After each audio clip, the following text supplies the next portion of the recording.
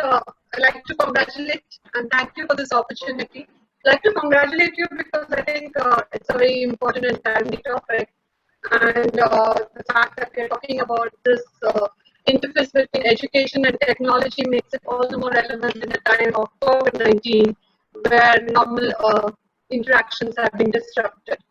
And congratulations and thanks once again.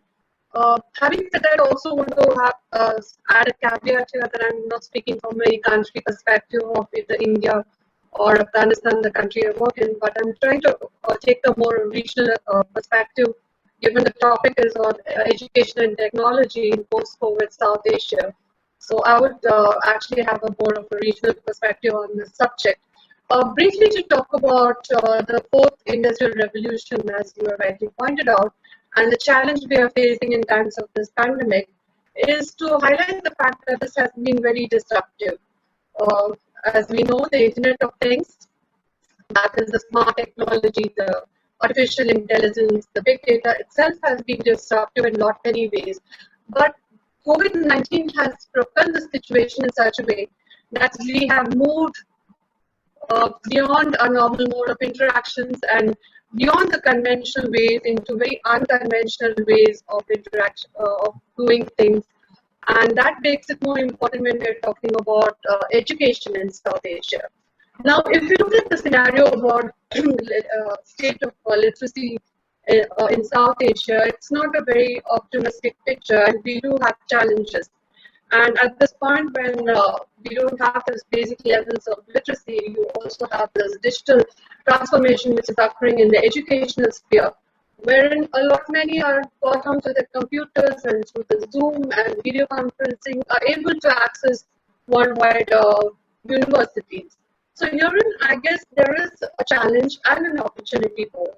The challenge is essentially about those who are not into this process, who don't have this access to technology, and who are left out of the process. And the opportunity is for those who, as Ravi rightly pointed out, is to be sitting in South Asia and accessing universities worldwide. And thereby the whole need of being physically present has been augmented in one sense. So there is a silver lining in the COVID crisis when we're looking at this interface between education and technology.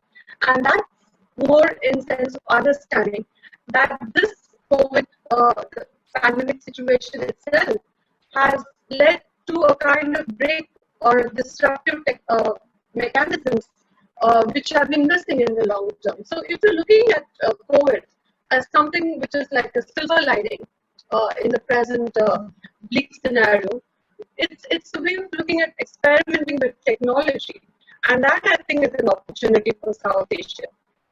We are making borders more irrelevant in not many ways, and we are also getting more connected. And this is a form of a new globalization which is taking place. And I think South Asia is a beneficiary of that, given the difficulties we have amongst ourselves. And the fact that South Asia had this tremendous potential of being interconnected and using this opportunity as a community, which we have not been able to do so for many reasons, which maybe we can discuss during the Q&A. But my focus more is about how do we use this present scenario, which is pretty bleak, into one of opportunity. And for this, I would like to focus on just 4 issues in the interest of time, which is to look at issues in terms of the present level of literacy in South Asia, which, as I mentioned before, I'm not being very optimistic and which needs to be worked on. So is this digital connectivity a way of addressing those gaps? Is there a kind of forum in the educational sector that the South Asian countries could get together and have a broad-based education curriculum, particularly when we're talking about de-siloing the curriculum system and the present education systems, which in many ways do not cater to the current needs. That links me to the question of capacity building and also looking at terms of employment opportunities for the youth. You do have a disconnect here between the education system and the job needs of the time. The employment opportunities which will be available in the future post-COVID South Asia So I think there is a need beyond deciding, also looking at innovative educational curriculum, whereby the youth will be able to use this opportunity to get onto this digital highway and make South Asia one of the prosperous regions in the world. For which I think we also need to be prepared in terms of having a, a digital culture, which has already been alluded to by professors before. But the digital culture itself needs to address the cultural lag which is happening in terms of very traditional society moving into modern societies.